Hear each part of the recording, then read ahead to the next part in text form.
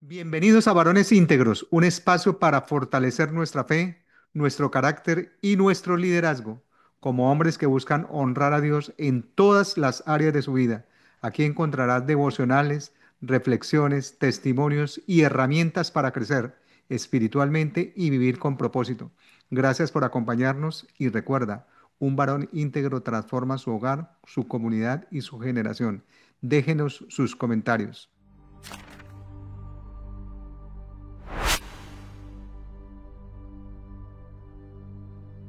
Hay momentos en la vida cuando te enfrentas a un imposible y tal vez estás ahí ahora mismo. Yo he estado ahí y vamos a estar porque es parte de la vida. Hoy quiero hablarte de cómo enfrentar esos gigantes de la vida, esos momentos imposibles que tienen que estar dentro de nosotros para que podamos vencer en esos momentos cuando realmente hay muchísimo en juego.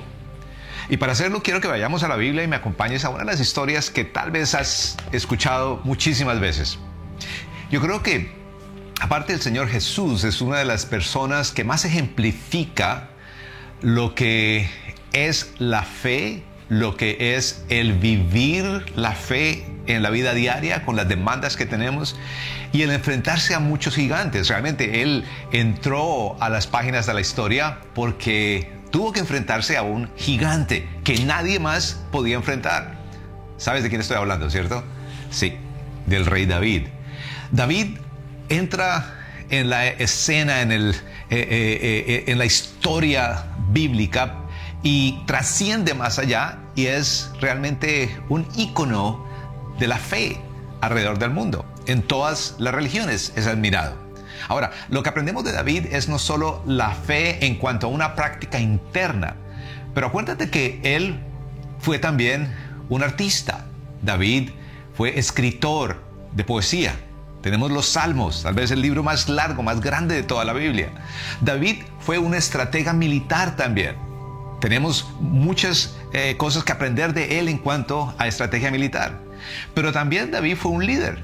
O sea, con David tenemos el primer ejemplo en la historia de cómo liderar a un pueblo, de cómo ganar victorias políticas y cómo liderar. Entonces, lo vemos también en su ambiente familiar. Vemos triunfos y derrotas, vemos fracasos, vemos aciertos y desaciertos. Es un hombre realmente de quien podemos aprender muchísimo. Alguien dijo que ninguno de nosotros en nuestro peor momento es peor que David. Pero ninguno de nosotros en nuestro mejor momento es mejor que David. O sea, nos podemos identificar con él y eso es lo que quiero que veamos en este momento. Es el episodio de David y Goliat. Hasta libros de liderazgo, libros de negociación se han escrito sobre este tema. David y Goliat. Uno de ellos es de Malcolm Gladwell, que escribió exactamente ese título. David y Goliat. Lo que los pequeños pueden aprender de las grandes corporaciones, llevándolo al mundo del liderazgo.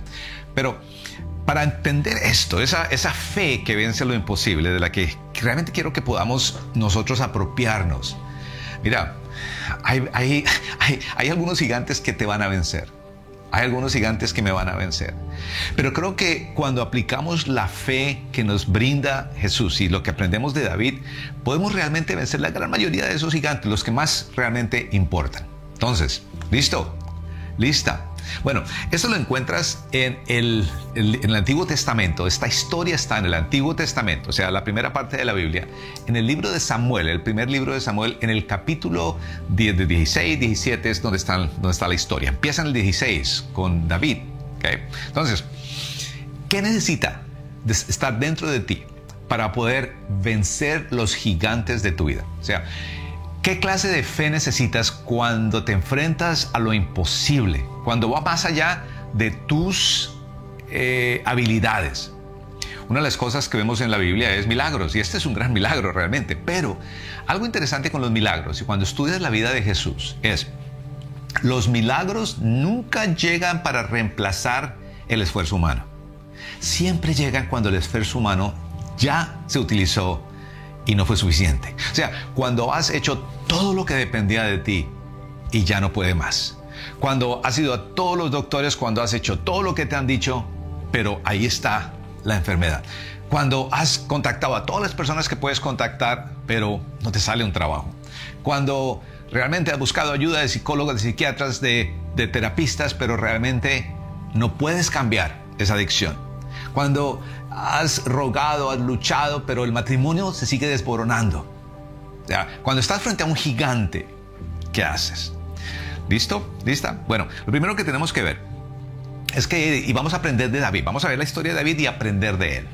Vamos a tomar diferentes lecciones de él, de este momento histórico. David era un jovencito, tal vez tendría, no sé, digamos entre 15 y 18 o 19 años de edad, no más. ¿Okay?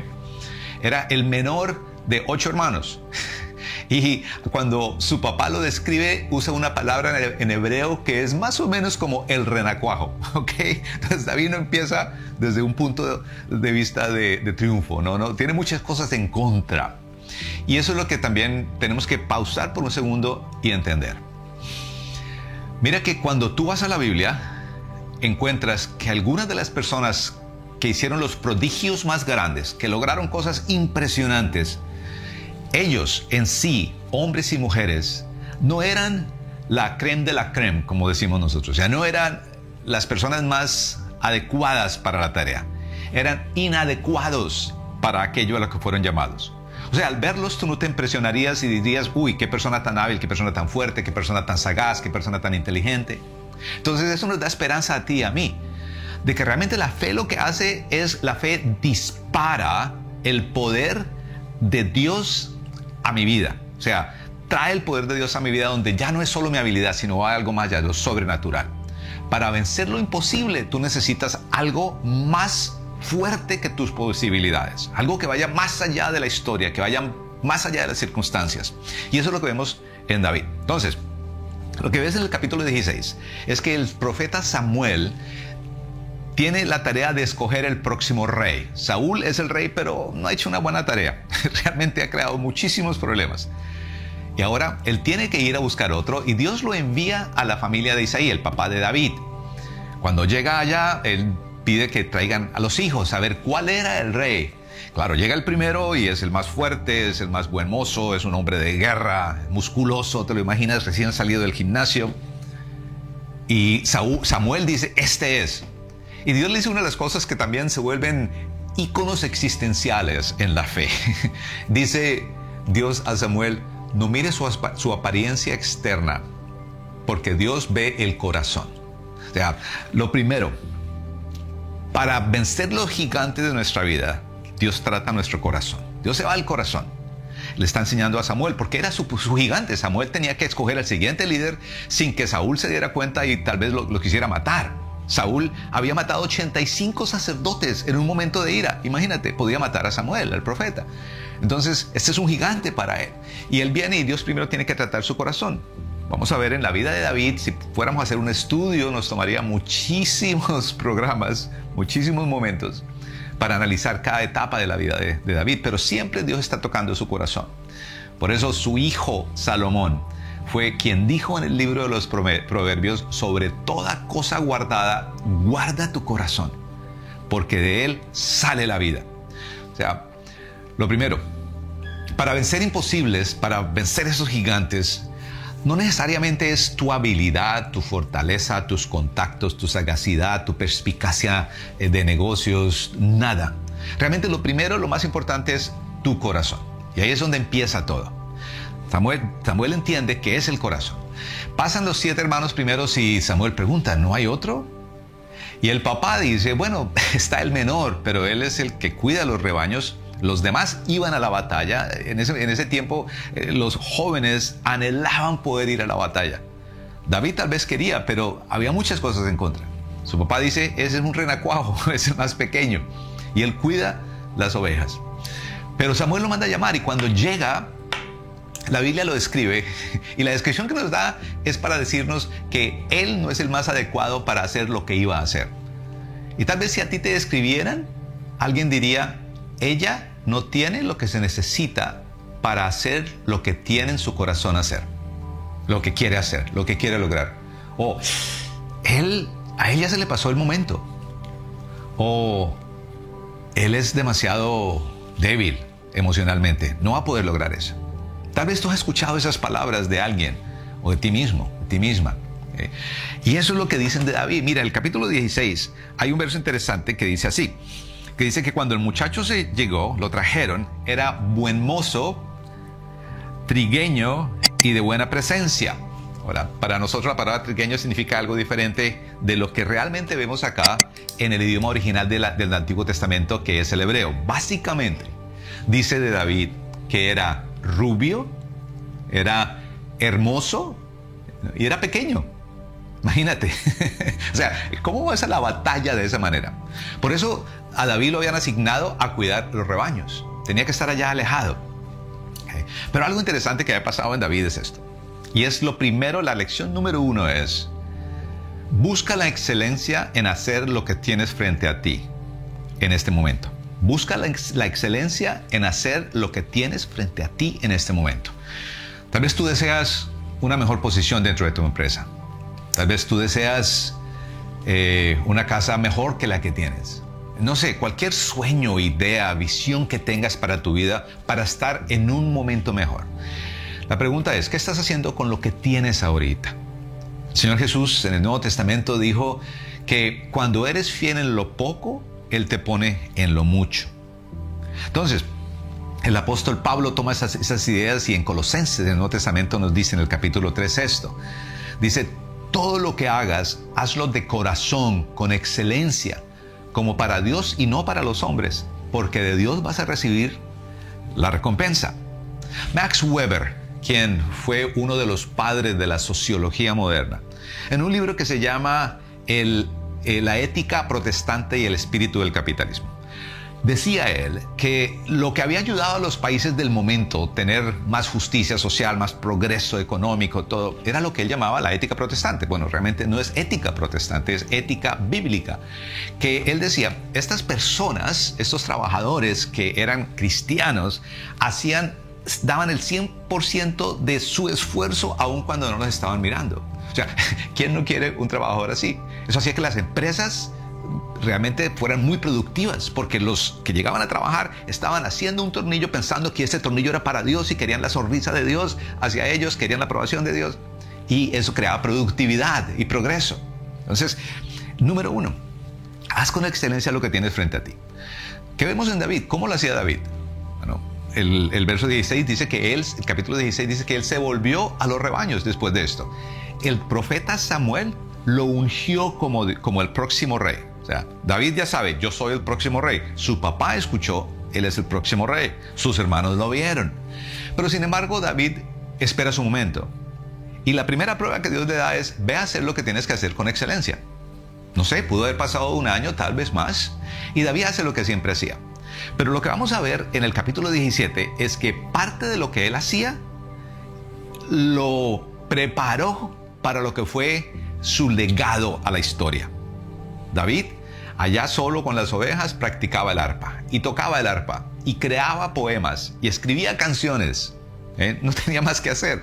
Y cuando venía un lobo o venía un león, él se paraba y usaba lo que sabía usar, que era la onda, para matar a ese león o a ese tigre, o para herirlo lo suficiente para después acercarse y terminar de matarlos. O sea, David estaba practicando en la oscuridad lo que un día iba a hacer en la luz. Entonces, la pregunta para ti y para mí es, ¿estamos practicando en la oscuridad lo que queremos hacer en la luz? O sea, ¿quieres ser una persona, quieres ser un gran orador, quieres ser una gran comunicadora? ¿Te estás imaginando títulos de charlas? ¿Estás creando charlas? ¿Estás practicando frente a alguien? Mira que yo comencé a viajar por el mundo comunicando la fe cristiana, predicando, decimos nosotros, muy joven. Y por los primeros 2 años solamente trabajé con niños. Y me encantaba trabajar con niños. ¿Por qué? Porque si tú logras captar la imaginación, la atención de un niño, logras captar la imaginación, la atención de un adulto. Y después, cuando ya viajaba por el mundo, las personas, algunas personas que querían hacer lo mismo me decían, oye, invítame para poder ir contigo, o me decían, yo quiero hacer lo que tú haces. Yo les decía, comienza trabajando unos años con niños. O sea, haz que tu lenguaje sea tal que el niño lo pueda entender. Empieza ahí. Y Eso es lo que hizo David. David estaba practicando en la oscuridad. ¿Por qué? Porque un día iba a llegar su gran momento, y su gran momento llegó. Mira lo que vemos en el capítulo 17 luego. Es esto. Su papá lo llama y le dice: David, ve a llevar pan a tus hermanos que están en la línea de batalla. Entonces David deja las ovejas en cuidado de alguien más, se coloca su onda en la cintura como siempre, va y recoge, lleva el pan a los hermanos. O sea, estaba de Uber Eats o estaba de delivery, de como lo llamemos, ¿no? En tu país donde estás tú, estaba llevando pan, simplemente. Él no estaba preparado para lo que venía. Y lo que aprendemos es esto, mira, las grandes oportunidades de la vida no las generas tú, te llegan. Tan solo tú tienes que estar preparado, tienes que estar preparada para tomarlas. No las generas tú. O sea, tu futuro no depende de ti realmente. Tú practicas en lo oculto. Estás estudiando, estás leyendo libros, te estás preparando físicamente para poder responder a la demanda de lo que quieres. A veces hablo con jóvenes que me dicen, digamos, si eres una joven soltera y dices: yo me quiero casar, me encantaría casarme. Entonces la pregunta es, ¿qué le vas a dar a ese hombre? ¿Estás preparándote física, emocional, intelectualmente para darle a ese hombre lo que quieres? Si eres hombre, ¿estás preparándote de esa manera para darle a una mujer lo que quieres darle? O sea, tú dices: quiero tener una gran empresa. Bueno, empieza con una empresa pequeña. Empieza con una empresa pequeña, porque la oportunidad va a llegar cuando menos te lo esperes. Y eso le pasó a David. Entonces David va hacia la línea de batalla, los filisteos contra los israelitas. Y cuando llega se da cuenta de que está pasando algo. Todo el ejército de Israel, miles y miles, están escondidos detrás de los peñascos, de las piedras, ¿no? Y al frente en el valle está el ejército de los filisteos. Y hay un gigante, 3 metros, según lo que nos dice la Biblia. 3 metros. Este hombre era gigante fuerte. Se llama Goliat. Y Goliat está desafiando al ejército de Israel. Y él dice que alguien salga a pelear contra él. Y si tuviste Game of Thrones, Juego de Tronos o alguna de estas películas, te das cuenta cómo ocurría aquello, ¿no? Sacaban a los 2 más fuertes de cada ejército para ver quién ganaba y así evitaban la batalla más grande. Pues por ley, la persona que tenía que salir era la más grande, la más fuerte de todo Israel. ¿Y sabes quién era ese? Saúl, el rey. El rey tenía que ir a pelear contra Goliat. Pero lo que vemos en la historia, en el capítulo 17, es que el rey está amedrentado, está asustado, está escondido en su tienda de campaña. No quiere salir. Y David llega, imagínatelo, llega silbando tal vez uno de sus salmos, con su mochilita, decimos nosotros, con su backpack. Y cuando ve eso, dice: ¿qué está pasando? Y le pregunta a alguien y le cuentan: mira, es que David está viniendo a amedrentar al ejército, a tentarnos, pero nadie quiere pelear contra él. Luego le pregunta a alguien más. Y ahí es donde vemos algo interesante, y es esto: que los hermanos se burlan de él y le dicen: David, vete de acá, tú sabemos quién eres tú. Te encanta la aventura y quieres robarte el show, básicamente. Pero en el verso 24 ocurre algo interesante, dice algo interesante, y es esto. Te lo quiero leer así. Mira, dice: mientras conversaban, Goliat, el gran guerrero filisteo de Gat, salió de entre las filas para repetir su desafío, y David lo oyó. Cada vez que los israelitas veían a Goliat, huían despavoridos.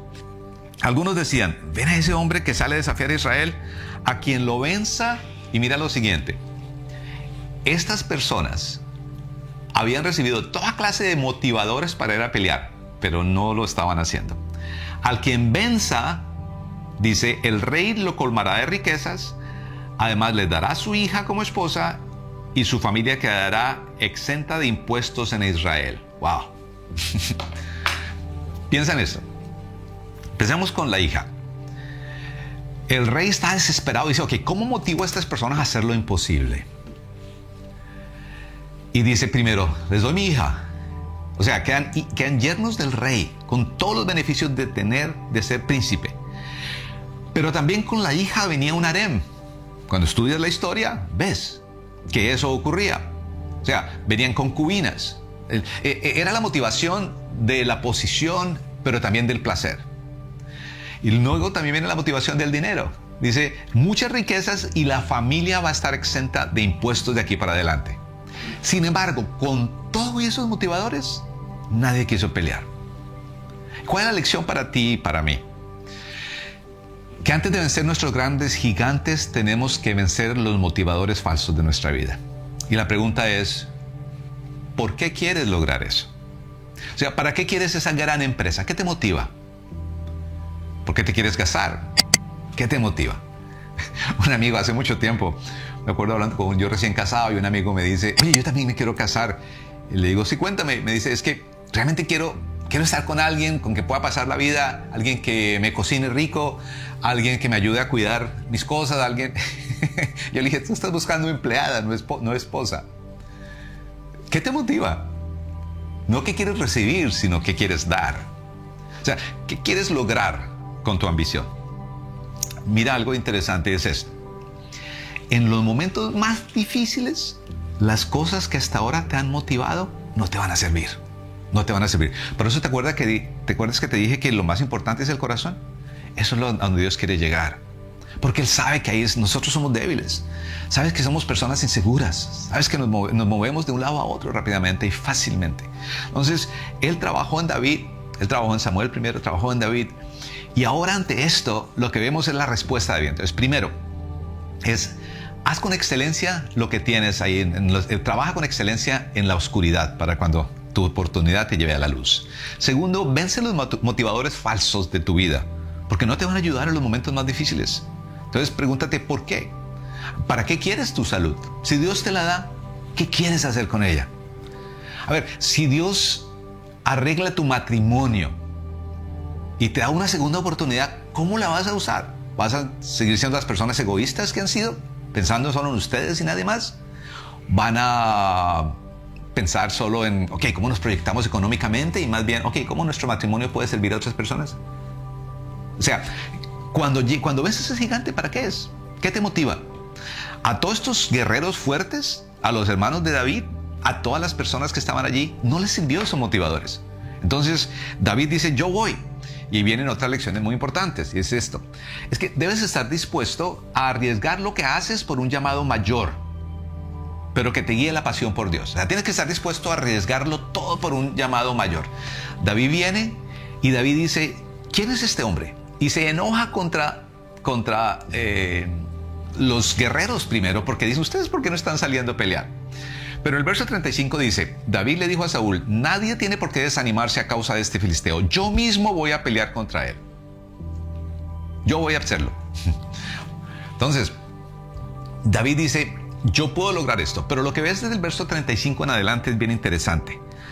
Porque él le dice al rey Saúl, le dice esto. Mira, quiere decirle que era un guerrero, pero primero le dice que era un pastor de ovejas. Le dice, yo soy pastor de ovejas, pero cuando venía un lobo o un león, yo defendía mi rebaño, yo los mataba, yo puedo hacer eso con el filisteo. Ahora, él no dijo, yo puedo hacer eso. Él dijo, el Dios que me ayudó a vencer al león y al oso, me va a ayudar a vencer a este filisteo. O sea, algo que aprendes de David es esto. El resultado no va a depender de ti. Va a depender del poder de Dios obrando a través de tu fe. David dijo, yo he vencido antes con la ayuda de Dios y Él me va a ayudar ahora de nuevo. Entonces, por eso tienes que empezar en lo pequeño. ¿Te acuerdas que te dije antes? ¿Por qué? Porque ahí va tu fe a crecer. O sea, la fe crece como un músculo, como el cuerpo, va creciendo. Cuando la ejercitas un poquito, crece y después tienes más fe. David había visto su fe crecer y ahora tiene una fe grande y sabe que Dios puede hacerlo de nuevo. Y aquí viene la prueba más grande en ese momento. Y es, el rey le dice a David, David, listo, ve a pelear, pero ponte mi coraza. Ahora, era un acto egoísta del rey, porque él quería que por lo menos vieran su coraza en acción, así no estuviera él ahí. Entonces dicen que David se puso, y si lees, no voy a leerte todo, pero si lees el capítulo, está en el versos 38 a 39, dice que David se puso la coraza, pero no podía ni caminar con ella, imagínate. Solo la parte del pecho le llegaba a las rodillas a David. Entonces se la quitó y dijo, no puedo así. Algo que vas a ver también y entender es que el triunfo se lo va a dar Dios a ti. O sea, no se lo va a dar Dios a tu personalidad proyectada en las redes, no. Se lo va a dar a ti, a la persona insegura, a la persona débil, a la persona que tal vez nunca ha podido lograr mucho. O sea, Dios va a tomarte a ti quien eres, la versión más pura de ti, y la va a exaltar cuando Él hace algo maravilloso por ti. ¿Okay? No la persona iracunda que usa la ira para poder defenderse, sino esa persona amable, o sea, quien tú eres. David va como Él es, pequeño, rubio, artista y con una onda. Y lo espectacular de esto es que por primera vez en la historia humana vemos innovación en batalla, en guerra, en combate. Porque hasta ese momento era hombre contra hombre, con espada, con lanza. Pero David es pequeño. Es una lección para ti y para mí. Reconocemos nuestras debilidades. No tenemos que proyectarnos a pensar o a probar que somos alguien que realmente no somos. David se va con la onda. Toma unas piedras del río y se acerca a este hombre y le dice: tú vienes a mí yo, con lanza, con jabalina, yo voy a ti en el nombre del Señor Todopoderoso. Bueno, la fe de David, que te va a ayudar a ti, que me ayuda a mí en esos momentos. Mira, hay veces que ya no hay más respiración, ya no hay más oxígeno espiritual, pero algo pasa y te da las fuerzas para seguir, para hacer lo imposible. Y luego miras hacia atrás y dices: en aquel momento yo no tenía fe. ¿Cómo ocurrió? ¿Cómo estoy donde estoy hoy? Porque ejercitaste la fe que tenías y te llevó al siguiente momento, a vencer a ese Goliat. David saca su onda y le pega al gigante en todo el centro de la cabeza, o sea, en toda la frente, y él cae a tierra. Realmente eso es como una bala de calibre 45. Yo tuve la oportunidad de estar en ese valle donde supuestamente ocurrió esa batalla. Y alguien nos demostró cómo funcionaba eso. Sí, era como una bala, la velocidad de una bala y el poder de una bala de un calibre grande. Y David mata a Goliat. Y después de eso, el pueblo de Israel, los soldados, dice que salieron del escondite y empezaron a correr detrás de los filisteos. O sea, se animaron porque vieron lo que David había hecho. No hay nada mágico con la piedra. No, puede ser cualquier piedra. Lo mágico es esa innovación de David. Nadie había usado la onda en combate hasta ese momento. Después, más adelante, ves que una de las tribus de Israel se especializó en eso y podían hasta apuntarle a un pájaro volando y darle en la cabeza. Imagínate, perfeccionaron ese arte aún mejor que David. Dios usó este ejemplo, este momento, para mostrarte a ti y para mostrarme a mí que la fe que logra lo imposible, cuando estamos frente a esas cosas que ni entendemos cómo se van a solucionar, Dios nos lleva al corazón. Dios nos prepara para eso a través de la vida, y por eso tienes que vivir esa clase de vida de fe correcta, donde estás haciendo lo que tienes que hacer, si es lavar baños, si es sacar la basura, como para Dios, no para los seres humanos. Donde te preparas en la oscuridad para cuando llegue tu gran oportunidad. Donde vences los motivadores y te haces las preguntas de ¿para qué quieres lo que estás buscando? Cuando todo eso se alinea, tu oportunidad llega y Dios te dice: pelea con lo que tú tienes, no con los de los demás. No te compares a otros. Reconoce tus debilidades. Tú no tienes que ser el hombre más guapo del mundo, más atractivo del mundo para poder conseguir las cosas que quieres. No tienes que ser la persona más inteligente para lograr esa gran empresa. No, tienes que ser tú con la ayuda de Dios. Mira, esa es la fe verdadera. La fe que se enfrenta a imposibles, reconoce la limitación personal, pero le abre la puerta a ese otro mundo, a esa otra esfera que es el poder de Dios, que venga a mi vida, para que al triunfar veamos, como estamos viendo hoy, que realmente no se trataba de David, se trataba de Dios. El héroe aquí es Dios, y lo que Dios puede hacer a través de personas limitadas, débiles, ineptos, incapacitadas para lograr esas grandes tareas. Personas como tú y como yo. Así que mi deseo para ti es que puedas tomar esto, leerlo, vete a la Biblia, el 1 Samuel 16, 17, y ves cómo empezó la vida de David. Luego continúa, tiene 70 años, no más de 100 años de ahí en adelante, de historia con Dios. Es un gran caso que estudiar. Métete de lleno y toma la fe de David, apropiala a tu vida frente a esos imposibles, a esos gigantes, y los vas a ver caer.